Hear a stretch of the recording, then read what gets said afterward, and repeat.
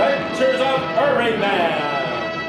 Yes, it's Irvingman, strange visitor from California who came to Tacoma with powers and abilities far beyond ordinary YouTubers. Irvingman, who can change the most innocuous statement into a dumb joke, still lives in his childhood with his old TV shows, and who, disguised as Irving J. Funkelmeyer, fights a never-ending battle for laughter, music, and ad revenue. We're getting near the end of the 6th season, and looking at the title of this episode, I get the feeling we're running out of ideas. If Superman runs into a talking carrot, I'm out of here. And if you get that one, thank you for being a faithful viewer. Buenas noches. Will you sit there, please? The exposition is a little hard to follow, but Lois and Jimmy are in Mexico to do something, we're not sure what. Then they met Pepe and Carmelita, and the whole story changed. When Perry heard about it, he told Clark to go take a closer look. You know, Mr. White sent me here to find out about this Burro. Oh, that's Carmelita. I think I hear her coming now.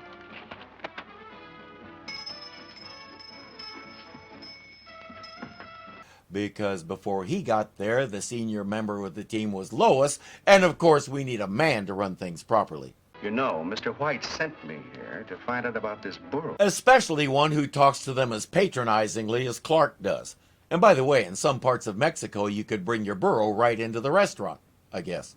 Senor Kent, please think. Just think, how many times have you been to Mexico in the last year? All right, I'm thinking. Carmelita?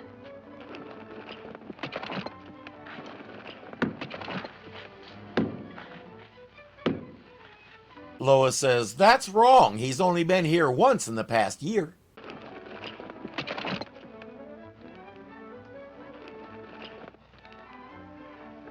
No, Lois, that isn't exactly right. You see, there were a couple of times I was in Mexico last year that you didn't know about.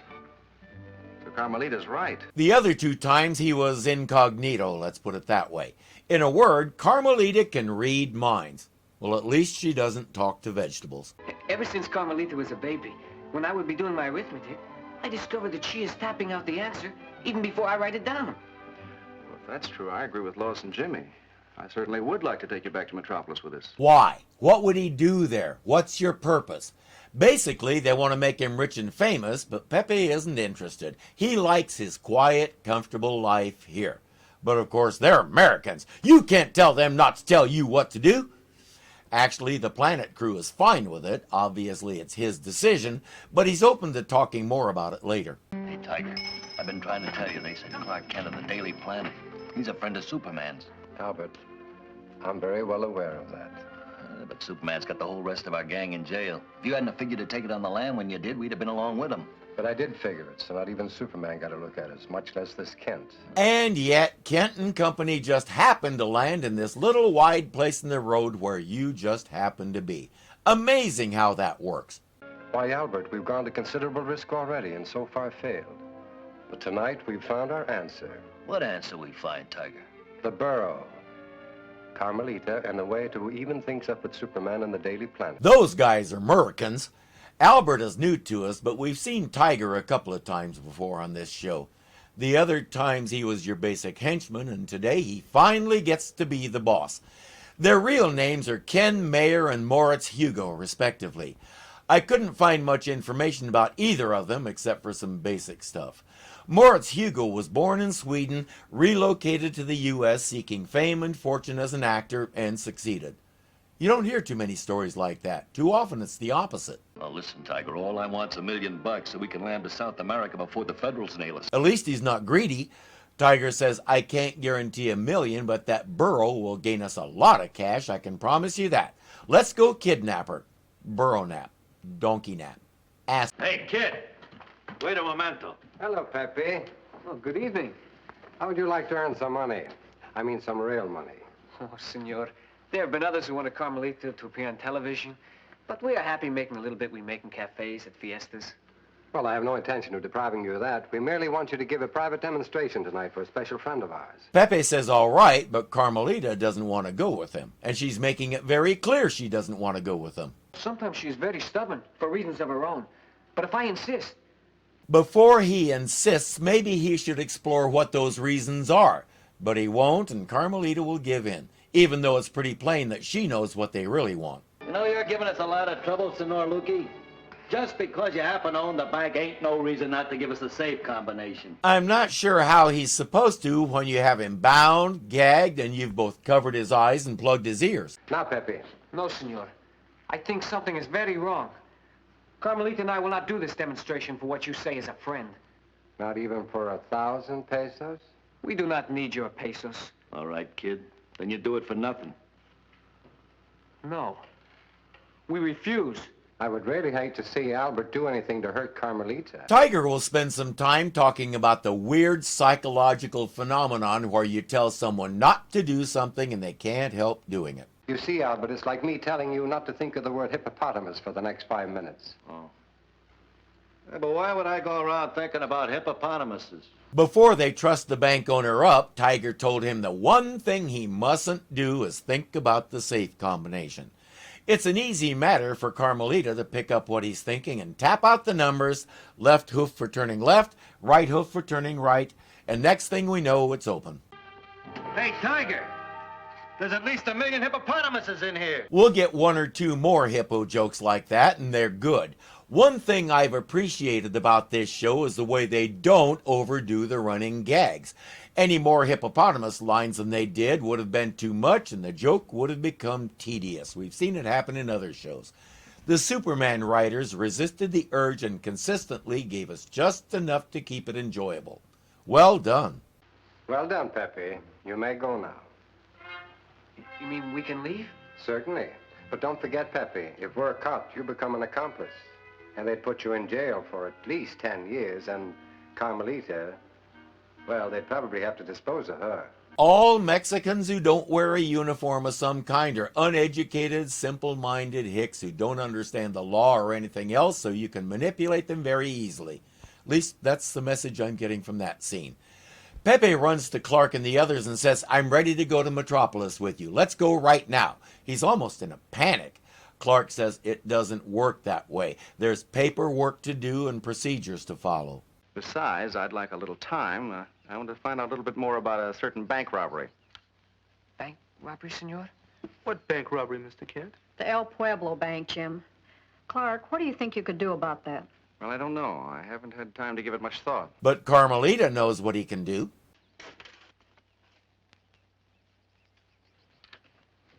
Look. That is the Superman symbol, no? That is the Superman symbol, yes. And Carmelita was looking directly at Clark when she drew it. Clark will hem and haw around for a bit, trying to come up with a logical explanation for it, but Pepe doesn't care. If it's really going to take several days to get him out of the country, he and Carmelita will have to hide out somewhere else. That we can work. Senor, I'm Inspector Tomeo Inspector? of the police. I'm investigating a robbery which occurred last night. Jeepers, we didn't do it. Forgive me, but there are very few strangers in El Pueblo. Consequently, every stranger is a suspect. And in this case, the suspicion seems to be justified because they find a satchel with some of the stolen money in it in Clark's room. Clark looks through the wall and sees what's going down, slips away, and changes to Superman. Jeepers, wait till the chief hears about this. Ooh, if we ever get out of here, I think we'd be better off staying in Mexico. Believe me, if I had done it, I would confess to see you go free. But I would never rob a bank. The third guy is the bank president. The police are assuming he's in on it too because he was the only person who had the combination, so either he gave it to the robbers or he opened the safe for them. Remember what I said about Mexicans without uniforms? The ones with uniforms are equally backward and don't know how to ask the truly probing questions. It's a good thing there's some smart Americans down there to educate them. This portrayal of other poorer countries like Mexico, or anywhere in Latin America really, was typical of the time. America was bouncing back from the war, the baby boom was in full swing, we were building the interstate system, and we were pretty full of ourselves. We saw ourselves as the great beacon of freedom in the world, standing strong against them lousy, commie, pinky hippos who wanted to enslave everybody and take away our goodies. We didn't go around and establish an empire like the British did, but we definitely saw ourselves as superior to these backward third world countries, and it was our job to civilize and educate and otherwise shove our system onto them so the bad guys couldn't. It was pompous, arrogant, elitist, and racist. We liked it! Senor Superman! Inspector, I understand some friends of mine are in a little trouble. You mean the newspaper people? Yes. Forgive my butting in, Inspector, but it's impossible. These people could have had any connection with the robbery. Senor Superman, even in Mexico, your words mean a great deal. But 10,000 of the stolen pesos was found in Mr. Kent's bungalow. Over 15 million pesos were stolen. Where'd he put the rest of it? His evidence is all circumstantial and pretty well meaningless, but it's all he has. And the people are screaming for justice because that money represents a lot of people's entire life savings. And Mexico didn't have FDIC. While the two of them examine his nothing evidence, Pepe has decided to take matters into his own hands. Correction, he decided to take matters into Carmelita's hands. Whose? I'm afraid you'll have to come along with us. Fortunately, Albert and I just happen to be passing by. We warned you not to tell anyone, Pepe. These two aren't very bright either. Pepe told Lois and Jimmy that he was forced to take part in the robbery. He didn't say anything about who forced him. His goal is just to get his friends out of jail. He's not interested in bringing these two down. But being bad guys, they assume everybody is out to get them, and that's what usually drives bad guys to stupid moves like this one. What about Carmelita? Leave her. After all, she can't talk. Remind me how you got that safe combination? What's that?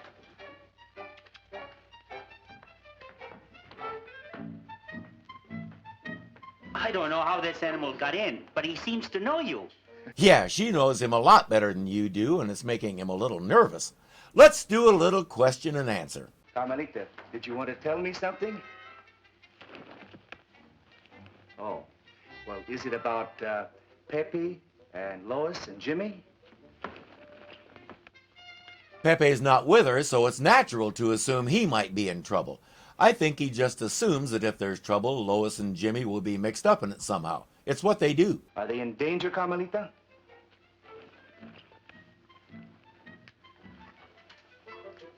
Inspector, I think we better get down to your jail right away. Carmelita shows them the broken jail wall and all the rest. She also knows which direction they went and how far away their destination is, so Superman will start searching. This pipe is a natural gas line still in construction. Go ahead, Albert. Light it.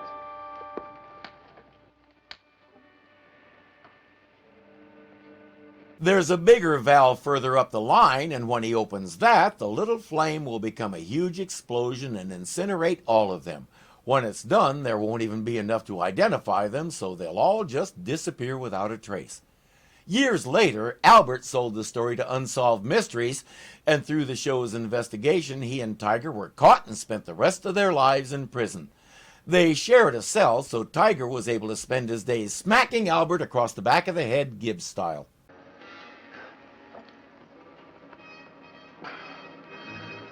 Ain't that enough, Tiger? All the way, Albert, all the way. I would say put some WD-40 on it, but that won't become commercially available until 1961. And I doubt even the two of them can make enough spit to do it any good. Superman!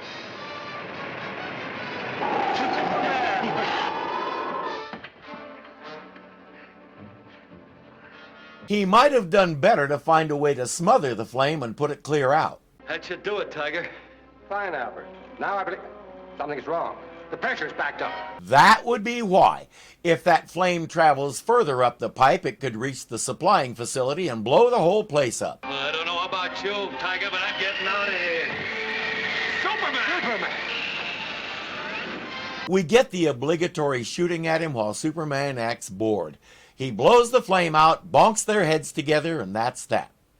So they're all off to Metropolis, no thanks to Clark, who always seems to be somewhere else when the action starts. Carmelita, I'd like to make a deal with you. If you won't tell anybody about that insignia with the S on it, I promise you I won't tell any of my readers that you're the only bank-robbing burro in the world. Deal? Carmelita realized she had a good thing here. The next thing Clark knew, she was sending him notes threatening to expose him if he didn't pay her regularly. As far as anybody knows, he's still sending her 3 bales of hay a week. Hey friends, if you enjoyed the video, please click the thumbs up button and let me and YouTube know it. If you're not subscribed yet, you know what to do. And remember, you can become a patron of this channel for as little as $2 a month. Thank you so much for watching, and I'll see you next time. Over 15 million pesos were stolen. Where'd he put the, were stolen? They shared it, come on, good grief. Pronounce your words. Flame will become a huge explosion